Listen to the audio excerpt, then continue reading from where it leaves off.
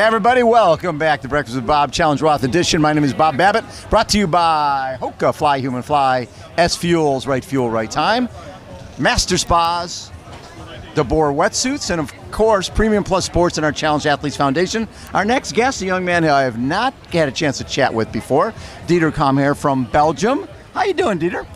I'm fine, Bob. Thank you. Thank you for having me. It's always a treat to meet somebody who I haven't met before. So when did you get into sport? And were you into other sports before?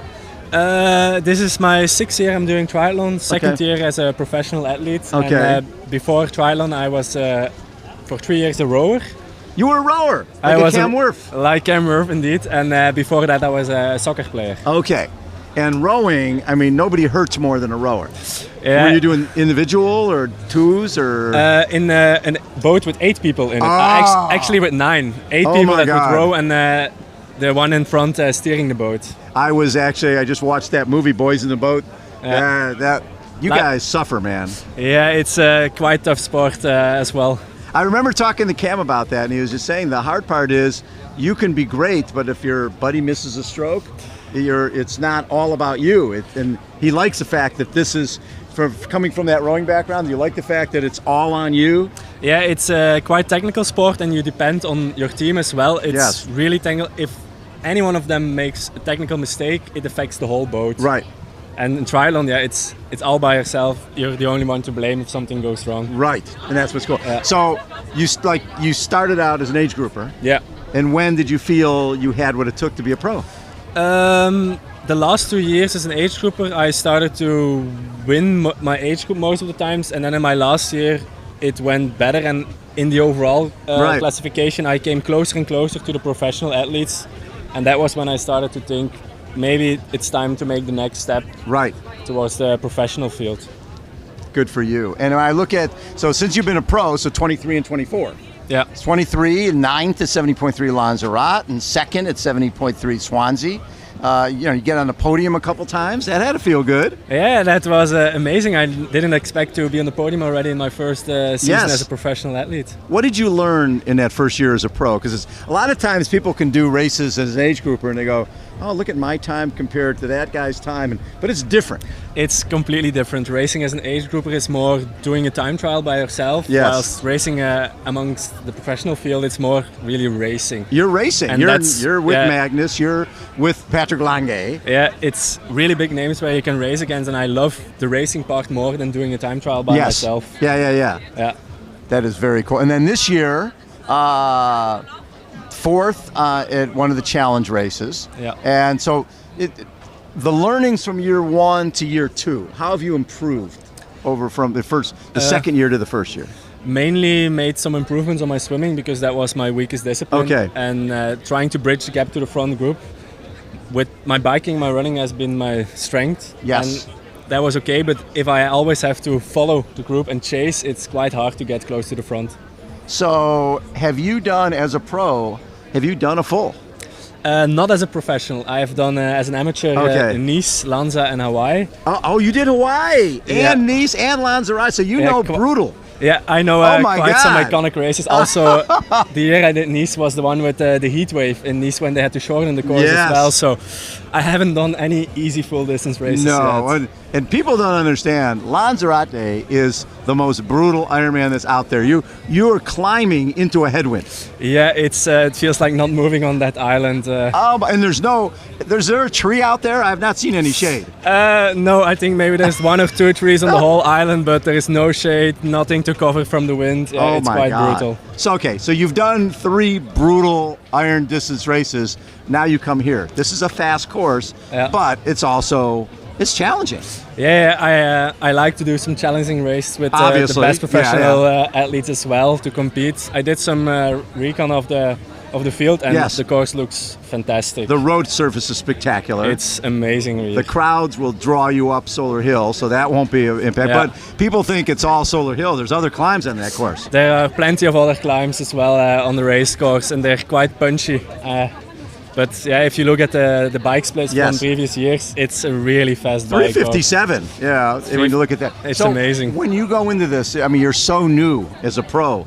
Do you try to key off of one other athlete who sort of has a similar skill set, or you just focus on you? I'll be just focusing on me. For me, Yes. it will be the most important thing of the race will be the swim, trying to make the group, and then Yes. it becomes an individual race for me. Is it helpful for you if it's a wetsuit swim? Definitely a wetsuit. Is it a wetsuit swim? Have they said yet? They haven't said yet, Okay. but normally it's going to be a wetsuit swim with how the temperatures were Yes. looking, but you never know. Yeah, last year was. And the Magnus was right there out of the water and game over. Yeah, that made a big difference.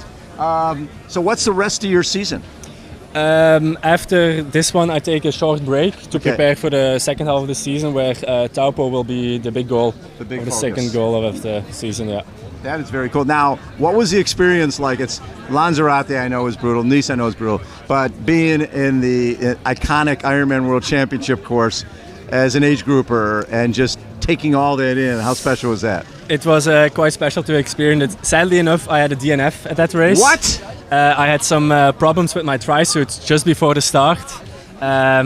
I found out 5 minutes before we had to go into the water that my zipper was broken from my tri-suit, so I had to use safety pins too. Did they cut you?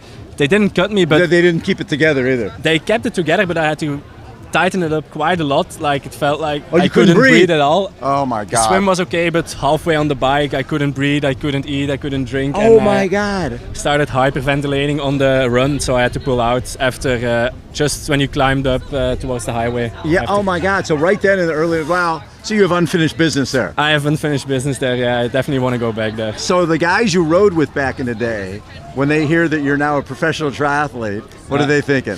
They think it's amazing. In the beginning, they were always saying, yeah, "You're quite good and growing quite fast. We'll Yes. see what it brings in the future." But they were quite excited when they hear the news when I turned pro. And I mean, the suffering that you do in rowing, Yeah. you find that translates to what you're doing now? It Is it a translates. difference? It's completely different. Rowing is six to 7 minutes really suffering, and I haven't suffered that much yet in triathlon. It's Except when your skin suit was too tight. yeah, but that's another kind of suffering. Yes. But triathlon is also completely suffering going all the way to the end, but Yes. it's a longer kind of suffering than rowing. The hard part is, it's like you want it, if you're dropping out of Kona, you want it to be like, I had this horrific flat and I couldn't change it, or the car came on the course, a moto, my skin suit was too tight and I couldn't breathe. That's a toughie. That's a really tough. That's why now always I bring 2 tri-suits with me to not have that problem again. Bring 2 tri-suits with you. I've heard that before, where a lot of guys would carry a second set of goggles and keep it in their swimsuit because you never know.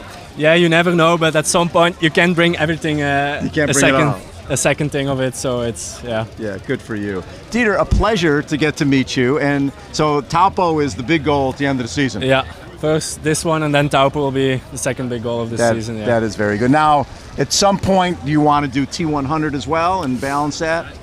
I would love to race that distance as Yes. well, but Need some results. you first need some results and be higher up in the rankings. Yes. And in the future, if they offer a wild card or if I make a chance to go Yes. there, I will definitely You go. would take it. I would love to race. That's really racing against the best in the world, Yeah. and that's why I do this sport. So, as somebody from Belgium, and you've got Luc van Leerde and Freddie van Leerde and Bart Arnouts, and so many great legends of the sport. Now, being a rower, did you even know any of those guys? When I just started doing triathlon, it was when I still was doing rowing as Yes. well. I immediately knew the names, Yes. the big names, Luc van Leerde, Fred van Leerde. And then also following triathlon, seeing Peter and Bart becoming really big names in the sport as well. Very cool. Well, thank you so much for taking time. Thank I you appreciate for it. having me, Bob. Nice to meet you. Dieter Comhair has been our guest. Again, Breakfast with Bob, Challenge Roth edition. Hold on, everybody. We will be right back.